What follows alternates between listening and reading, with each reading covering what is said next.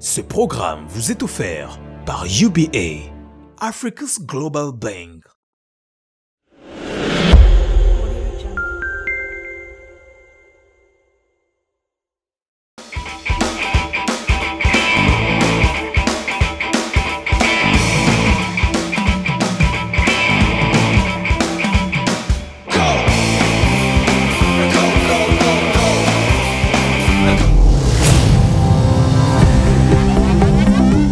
Bonjour et bienvenue dans votre programme Young and Bold, Jeune et Audacieux. Formation, emploi, carrière, développement durable, innovation, entrepreneurship, une émission qui vous présente des jeunes Camerounais qui ont réussi à se démarquer dans le monde de l'emploi. Aujourd'hui, nous recevons un conseiller fiscal et juridique certifié. Il est également associé chez PwC, PricewaterhouseCoopers, un réseau de firmes d'audit et de conseil. Il s'agit de Monsieur Magloire Tchandé. Bienvenue. Merci madame. Alors Magloire, vous êtes un fier fils du Cameroun. Vous avez fait le lycée bilingue de Bafoussam et plus tard l'université de Tchang dans l'ouest Cameroun où vous avez obtenu votre diplôme en fiscalité appliquée et juridique. C'est bien ça? C'est bien cela. Alors j'aimerais savoir s'il vous plaît, votre choix de formation, cela a-t-il toujours été pour vous une certitude? Je vais vous dire oui, pour plusieurs raisons. D'abord, parce que déjà tout jeune, j'avais été passionné par le métier du juriste. Et c'est la raison pour laquelle j'assistais très souvent à des ateliers. Mais je me suis rendu compte que j'étais toujours orienté vers des ateliers, pourtant sur la matière juridique. Donc déjà tout petit, j'étais porté vers cela. Et naturellement, à l'université, j'ai fait des études en droit. Et plus tard, lorsque j'étais en année maîtrise, j'ai eu la chance de rencontrer un professeur, paix à son âme, qui m'a beaucoup marqué, le professeur Mbomé. Il nous a dispensé un cours en 4e année qui portait sur la fiscalité. Et c'était quelque chose de nouveau. Il nous a dit, il pense que c'est un métier porteur. Il nous a vraiment exhorté à nous engager dans cette voie. Et lorsque je suis arrivé, bien entendu, en 2SS, naturellement, je suis allé m'inscrire en 2SS fiscalité pour poursuivre ce que le professeur Mbomé nous avait conseillé. Oh là là. Alors, je précise que vous êtes un cadre supérieur. Vous avez travaillé dans diverses entreprises, mais aujourd'hui précisément, vous êtes associé chez PwC, un réseau de firmes présent dans 157 pays à travers le monde, dont le Cameroun. Quelle a été votre motivation par rapport à ce choix de carrière? Alors, disons que j'ai toujours été un précurseur. J'aime bien, j'aime pas beaucoup les sentiers battus. Là où tout le monde se trouve, je me retrouve généralement pas là-bas. Vous savez, aujourd'hui, au Cameroun, on a très peu de conseils fiscaux. On a beaucoup d'avocats, mais très peu de conseils fiscaux. Donc ça veut dire qu'il y a encore beaucoup à faire dans ce domaine. Je voudrais toujours être quelqu'un qui va déblayer le chemin pour permettre justement à la jeune génération de suivre la voie que nous aurions balisé. Donc je puis vous dire que le métier de conseil fiscal, pour passionnant qu'il soit, est très peu exercé par les Camerounais. Donc c'est la raison pour laquelle je me suis lancé là-dedans. Question pour moi vraiment de baliser la route. Donc vous avez réellement fait la totalité de votre parcours académique au Cameroun. Exactement. Ce qui signifie que ici, chez nous, c'est possible. Je puis vous rassurer que c'est possible. Nous avons la chance au Cameroun d'avoir de talentueux enseignants. Des enseignants qui dispensent des cours outre-mer et qui sont très appréciés. Je ne pense pas qu'on...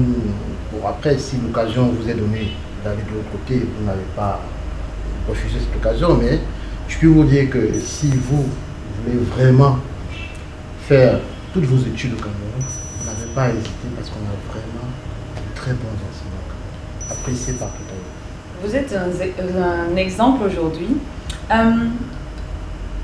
Plus jeune, Aviez-vous un modèle, quelqu'un qui pour vous représentait l'exemple à suivre justement? Alors, en tant que modèle, je n'en avais pas vraiment, mais disons que j'étais porté vers tout ce qui est juridique. Donc, j'aimais bien regarder tout petit des films dans lesquels intervenaient des avocats, des juristes. Donc ça m'a toujours passionné. Mais je n'avais pas véritablement quelqu'un qui me passionnait vraiment. J'étais plus passionné par le métier que par les personnes. Arrivé à ce niveau de votre carrière, avez-vous eu besoin de l'aide d'un mentor pour être où vous êtes aujourd'hui? Je vous mentirais, Valérie, si je vous disais que je n'ai pas besoin d'un mentor, parce que je pense qu'il est difficile, je dirais même impossible, d'arriver à une certaine sphère de la société sans avoir un mentor. J'en ai oui, j'en ai même encore, puisque c'est Madame Nadine Tinen, c'est elle est actuellement ce que nous appelons chez nous Territory Senior Partner PwC en AFSS. Donc c'est elle qui couvre en fait, qui coordonne en fait toute l'activité PwC en Afrique francophone en dessous du Sahara. Donc c'est à peu près quoi, en termes de présence physique, ça fait quoi, 11 pays. Et on a des territoires, ce qu'on appelle les non-assigned territories, les territoires dans lesquels nous ne sommes pas présents, mais que nous couvrons à peu près 7, ça fait quoi, autour de 17 pays qu'elle couvre aujourd'hui. Cette dame m'a accueilli au sein de Pricewaterhouse et elle a fait de moi ce que je suis. C'est très beau pour moi qui suis une femme et qui assure l'interview aujourd'hui d'entendre que voilà, de votre prestigieuse carrière, le mentor a été une femme. Tout à fait. Et si nous parlions un peu de votre parcours académique et professionnel, précisément des obstacles, est-ce que vous en avez rencontré? Bon, alors, moi, je n'utilise pas très souvent les termes obstacles. J'aime mieux utiliser les termes challenge.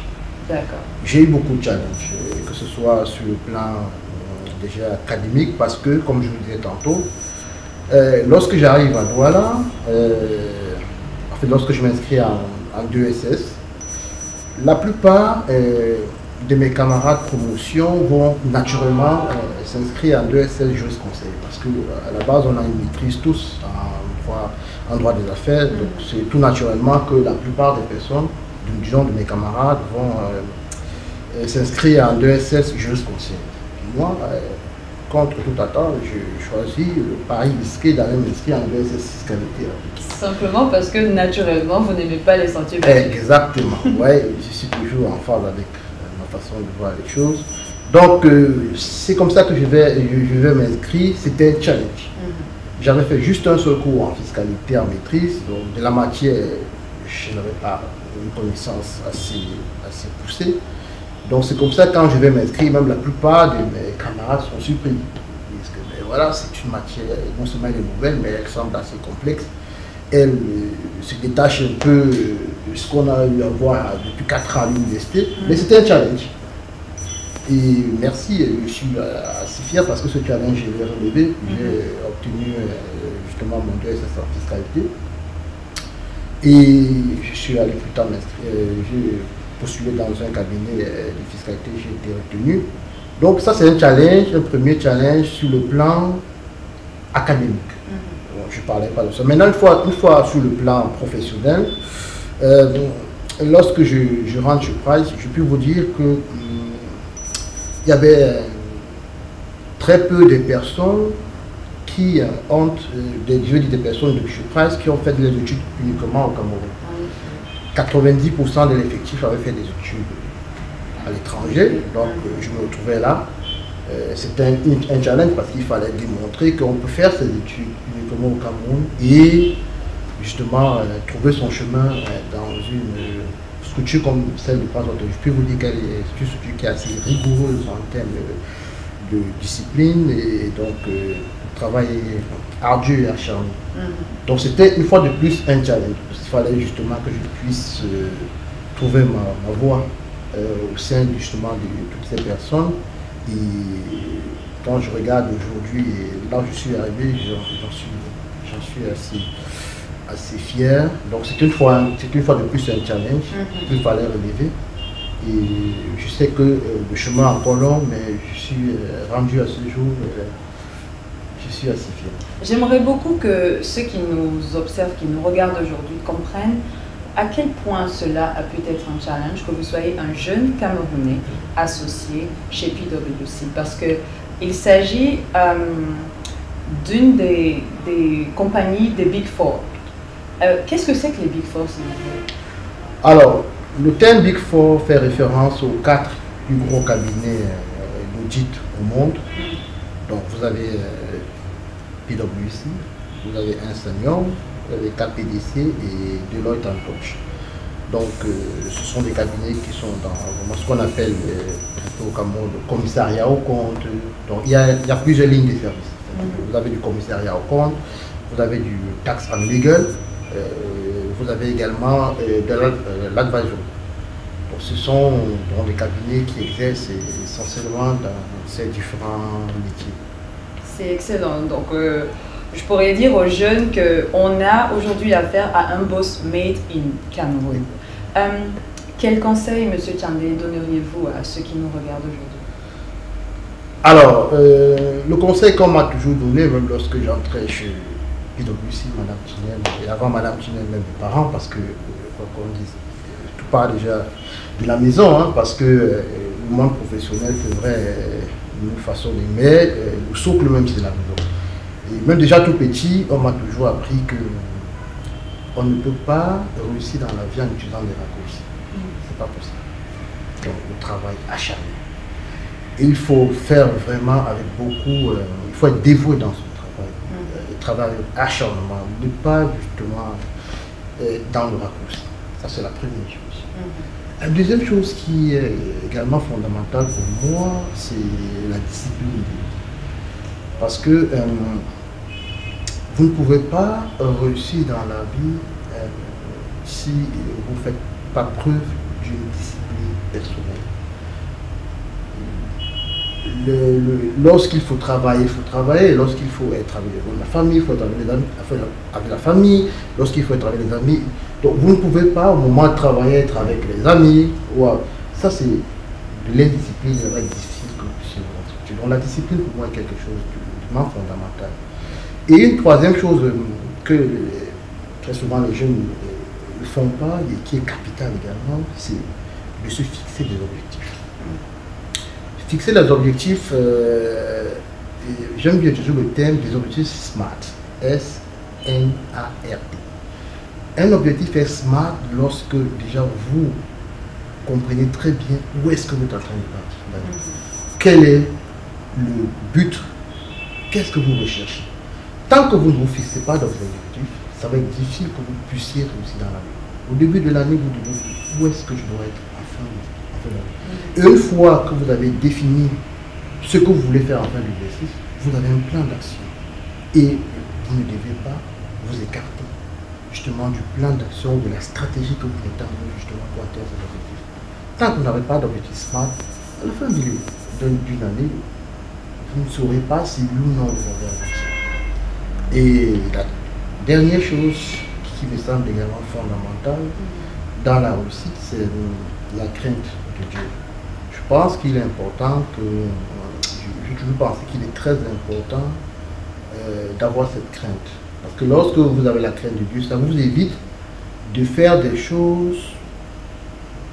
Vous savez, il y a des personnes qui sont passées maîtres de passer pour quelqu'un d'autre lorsqu'ils sont avec des hommes, alors que Dieu, lui, vous voit partout où vous êtes. Et à ce moment, ça vous évite, vous voyez, ça vous évite justement de faire certaines choses. Donc vous êtes assis, et ça concourt à ce que j'appelle tout à l'heure la discipline. Ça vous aide beaucoup. Donc cette crainte de Dieu également me semble être très très importante pour aussi dans la vie. Je pense que ce sont pour moi les 4 piliers sur lesquels devrait reposer en fait. Eh bien, ce sera sur ces 4 piliers, Magloire, que vous me permettrez, s'il vous plaît, d'introduire la Minute RH, rubrique de l'émission au cours de laquelle une experte des ressources humaines répond à une question. Aujourd'hui, la question est « Comment un manager peut-il parvenir à optimiser ses ressources humaines ?» Nous suivons l'expert. My name is Berka Dintar. I'm the head of resources for UBA Cameroon. At the same time, I double as the HRBP for the CEMAC region. what have we been doing that others are not doing, or how are we doing to get the best out of our staff. Besides the normal training and besides normal follow-up, we've created a learning environment where staff feel comfortable to work to the best of their abilities. We have also created an enabling environment where staff are able to give the best that they can. One last thing that we've been doing also is we have invested so much in staff in engagement activities. Staff feel very, very attached to the organization. They're happy to work for UBA, and that's why we have been having all the results that we have been having. Thank you. Bienvenue chez UBA. Savez-vous que Léo vous permet de gérer votre compte à distance à partir de WhatsApp? Commencez par lier votre compte en suivant ces quelques étapes. Ouvrez le contact Léo sur WhatsApp et dites bonjour. Sur la liste des fonctionnalités, choisissez G, lier son compte. Ensuite, sélectionnez A, compte UBA. Tapez oui pour accepter les conditions générales et la politique de confidentialité. Votre compte a bien été lié. Vous pouvez désormais le gérer à distance avec Léo. Dans la liste qui s'affiche sur votre écran, choisissez l'action par laquelle vous souhaitez commencer et Léo se charge du reste. Léo, votre banquier virtuel. UBA, Africa's Global Bank.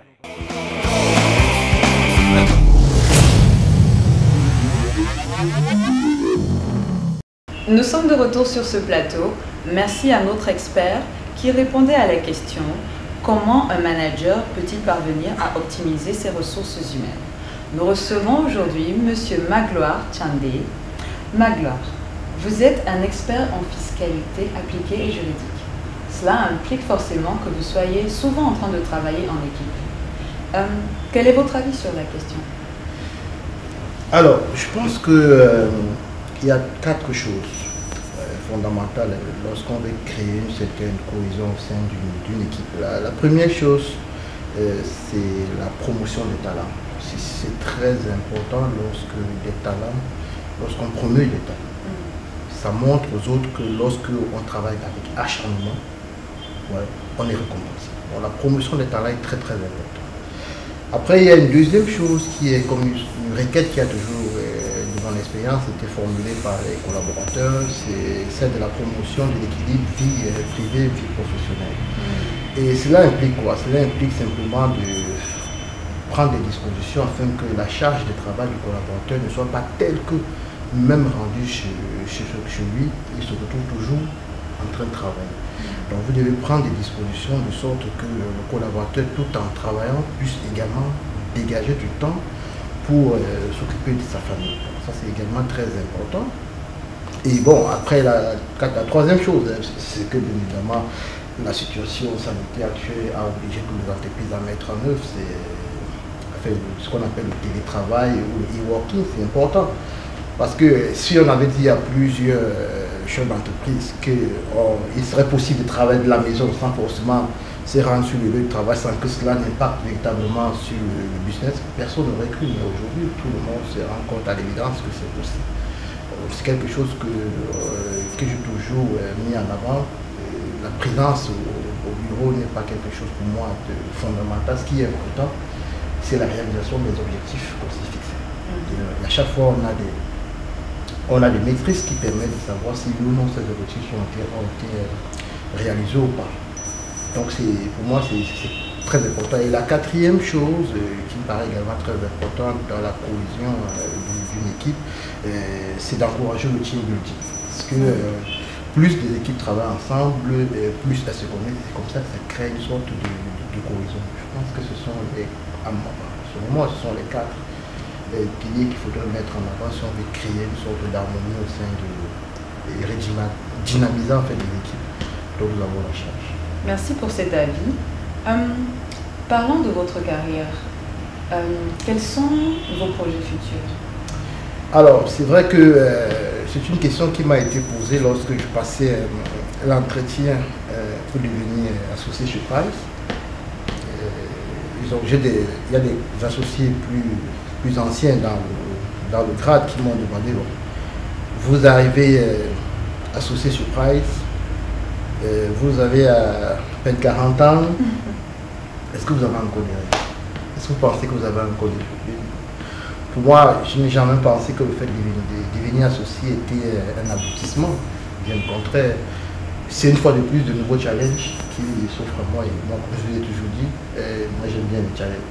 Une fois qu'on est devenu associé, il y a beaucoup d'autres choses qu'on peut faire. Il y a d'autres management level qu'on approche, enfin d'autres grades auxquels on devrait postuler.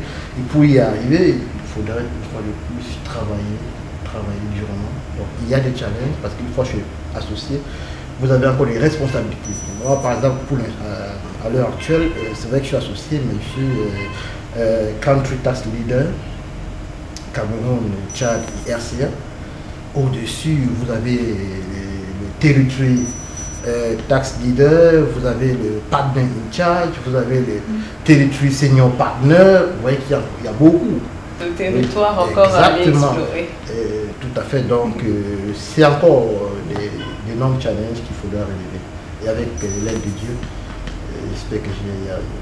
Mais nous vous souhaitons tout le meilleur dans votre carrière et dans vos projets, justement. Merci, Gabriel. C'est déjà la fin de cette émission. Merci d'avoir été des nôtres. C'est moi qui vous remercie. C'était votre programme Young and Bold, jeune et audacieux. Je suis Valérie Aena. J'espère que vous avez bien aimé cet épisode et je vous dis à très bientôt.